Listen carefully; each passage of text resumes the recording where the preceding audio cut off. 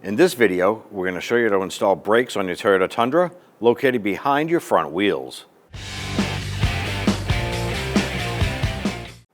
Using a 21mm socket, let's loosen and remove our lug nuts.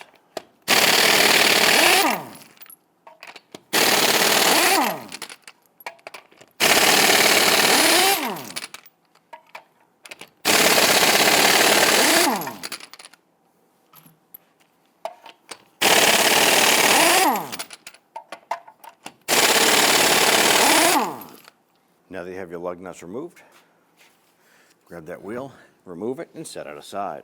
We want to disconnect this bracket that holds our brake flex hose and hardline to our steering knuckle here. So we want to go ahead and release our ABS sensor here from the bracket. I'm going to use a pick, and there's just little retainer tabs that hold this in place. Once you push these tabs in, you can push that right out, disconnecting that. Now we have a 12mm bolt.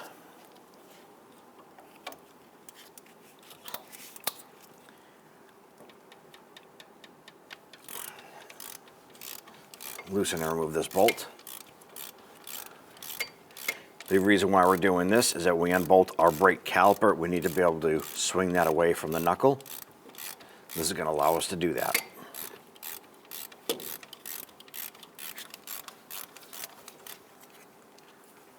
Move that bolt, set it aside. Our bracket is free. Let's go ahead and remove our brake pads from the caliper. Now we have this clip right here, and we're going to release that by using a pair of needle nose pliers. And just grab this ear and let that out, and do the same on the other side, releasing that tension there.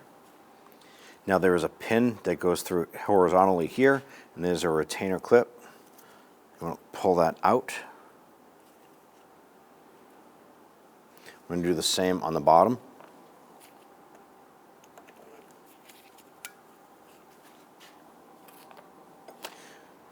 Now we can push our pin out.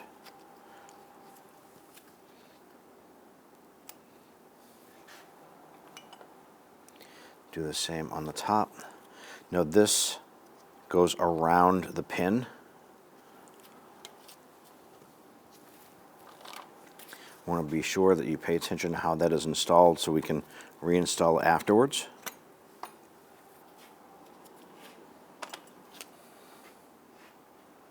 Now our brake pads themselves should simply slide outward.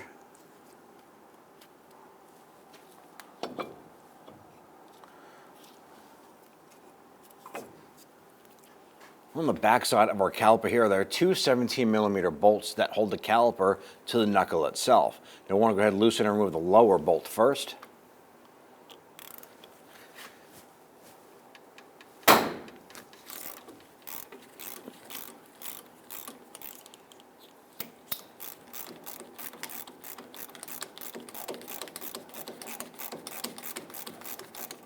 Before we take that bolt out completely, we're going to leave that in just a couple threads. Now we're going to go ahead and move to the upper one. Let's go ahead and break that one free.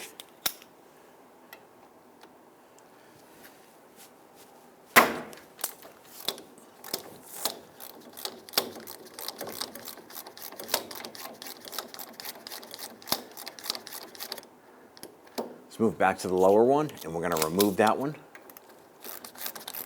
Now the reason why we left the lower one in, it helps stabilize that caliper.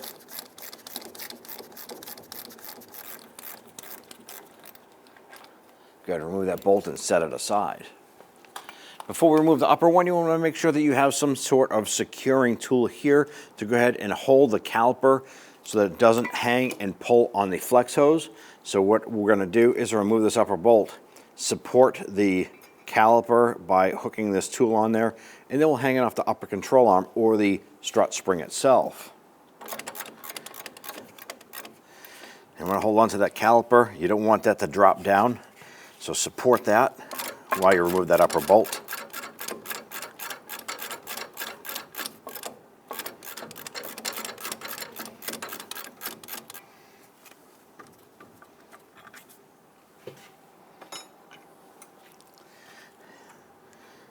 Slide that off.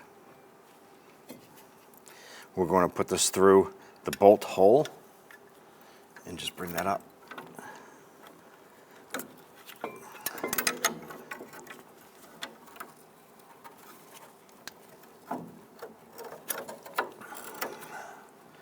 There we go. Now with that being supported out of the way, we can now pull our brake rotor off. So grab that, slide that off, and set that aside. Now at this point here, we want to go ahead and make sure that our quad pistons or our 4-piston units are pushed all the way out. Well, how do you do that? Well, we're going to start by doing this. We're going to pull this off of our support hook. We're going to swing this over. We're going to put one bolt back in the caliper and into the knuckle.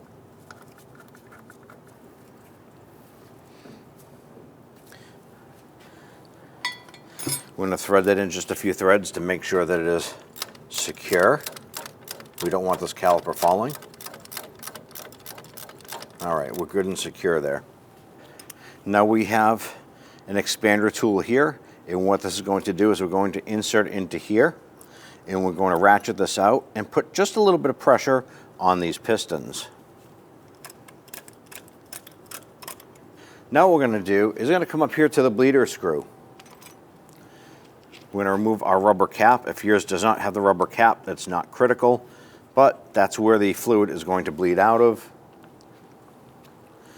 Using a 9mm wrench, we're going to go ahead and open this up. We're just going to crack that open, and what we're going to do is expand this. This is going to push out, and it's going to push the fluid out there. Making sure that those pistons are completely out. And that's it.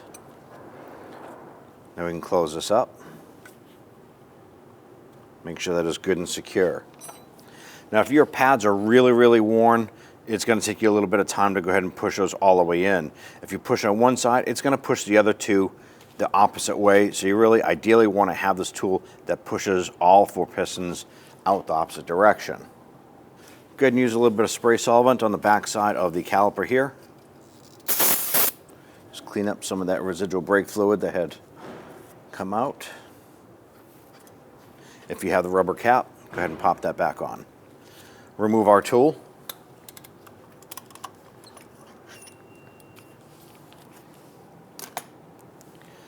Our next step is go ahead and clean up the inside here. You can use a spray solvent and some rags, some bristle brushes. We want to get any debris out of the areas here where our brake pads are going to run. We want to be careful not to mark up the rubber seals on the pistons themselves. So go ahead and spray this down.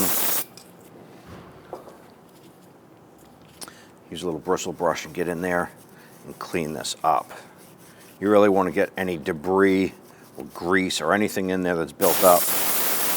Continue to do this process here, and then we're going to do the same on the upper portion until it's nice and clean.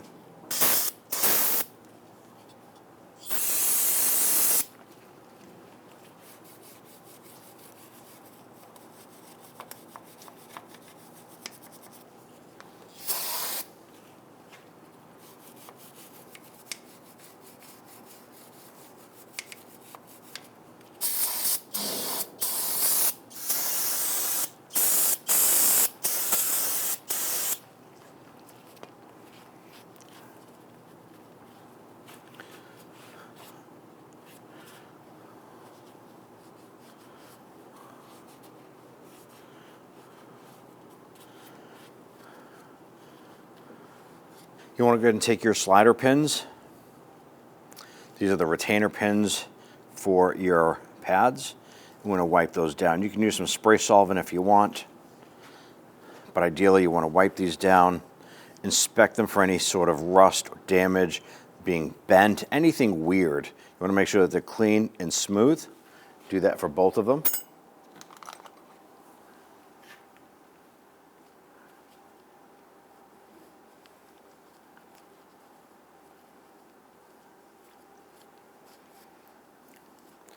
And ours are in good shape, so we're going to reuse these. Also inspect the little clips that hold those pins. Make sure that they're good, they're not rusted or ready to fall apart. So inspect those you're going to be reusing those. Inspect the upper retainer spring here. This is the anti-rattle clips or anti-rattle spring. Do the same with this, wipe it down, inspect it, make sure it's not weirdly bent where it shouldn't be, rusted, falling apart, anything like that. This plays a critical role. Ours is in good shape. Now we're going to assemble our caliper assembly even though we don't have the rotor on. I'm going to take our inboard pad here, and we know it's inboard pad because it has the squeak tab on it. We're simply going to line that up and slide that down into place. We're going to take our outboard pad without the squeak tab.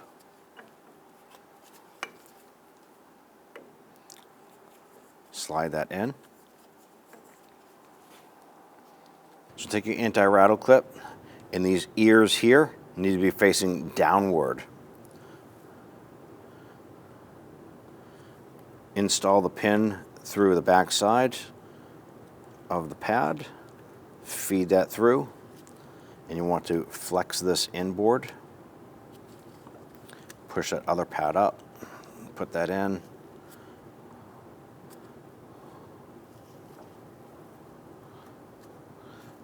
Feed that through and into that there.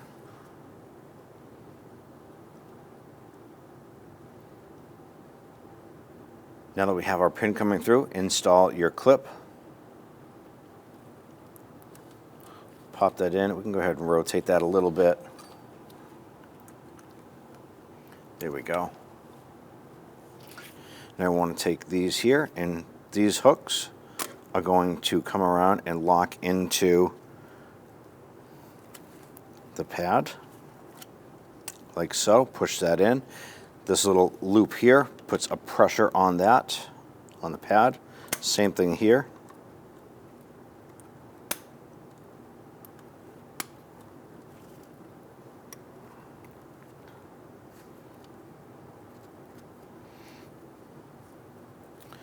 There we have it.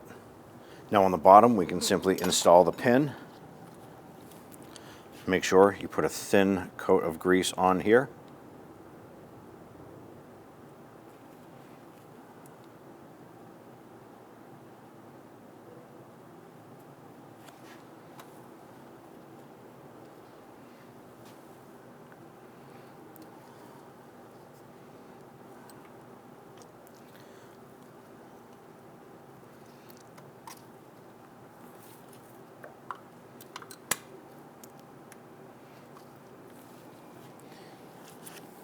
Once that pin is in, install the clip.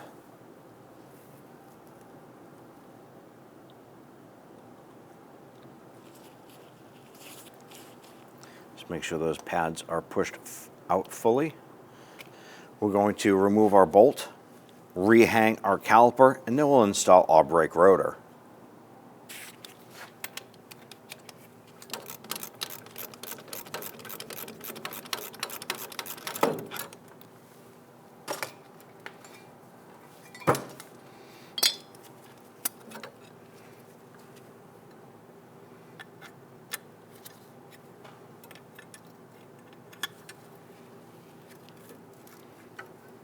Our next step is to go ahead and clean our hub face. Now, it's okay to use anti-seize compound on the hub face itself. However, there's excessive amounts smeared all over and gooped up everywhere. There is no need for that. So let's go ahead and clean this. Make sure you're wearing safety glasses. Spray it down with some spray solvent. And we actually have to get in there and scrub this. Make sure you have a nice clean surface.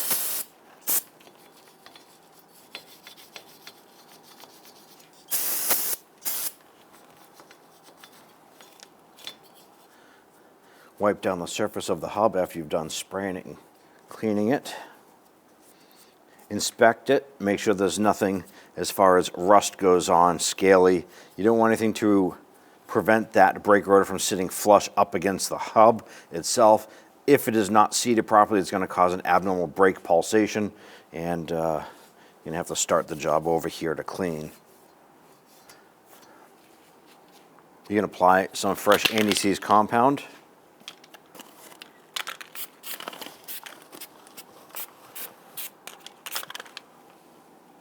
Install the brake rotor. Now this particular brake rotor is coated and does not need to be cleaned before installation.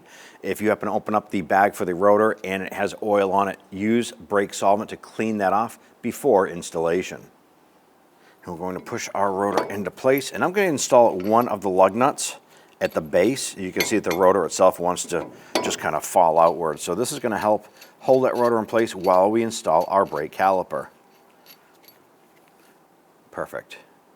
Okay, we're going to remove our support tool there, bring this over, set this over the rotor. Now we're going to install the upper caliper bracket bolt first. Line that up, and we'll get it caught a few threads.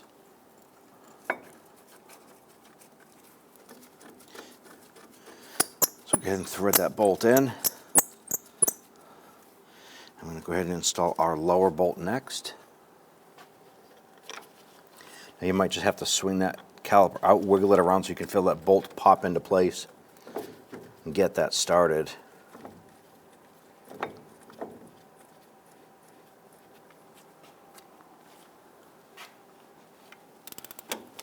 We can go ahead and snug these bolts down.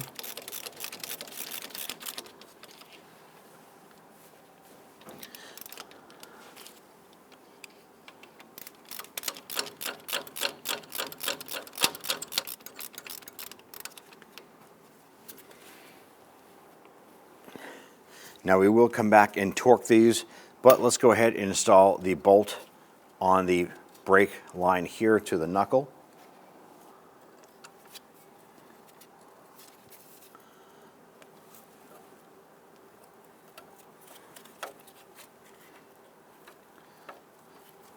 Go ahead and get that bolt started by hand.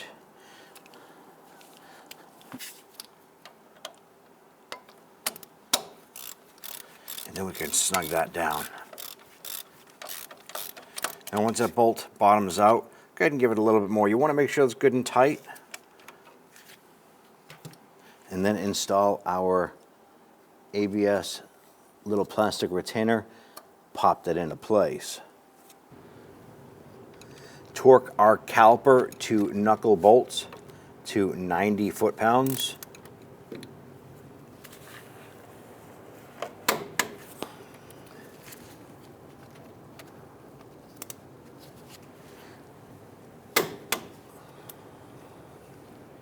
Now at this point here, our pads and rotors are installed. Repeat this process for the passenger side. Install your wheels and you're all set. Take your wheel, line it up. Let's go ahead and install our lug nuts. Once we get all these started, we're going to go ahead and snug them down.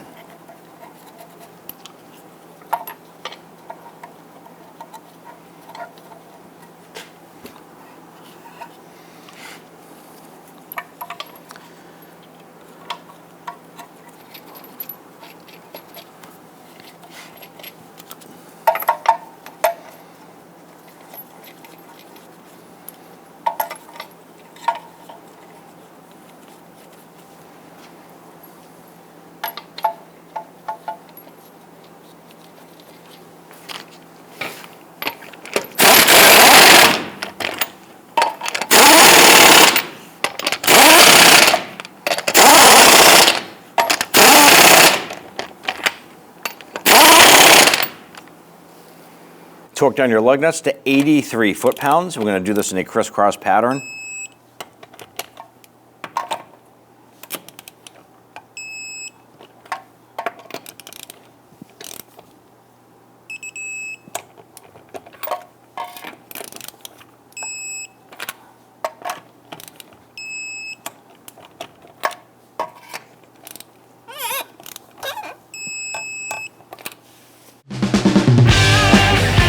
When only the best will do, demand TRQ. The only company that lets you view before you do.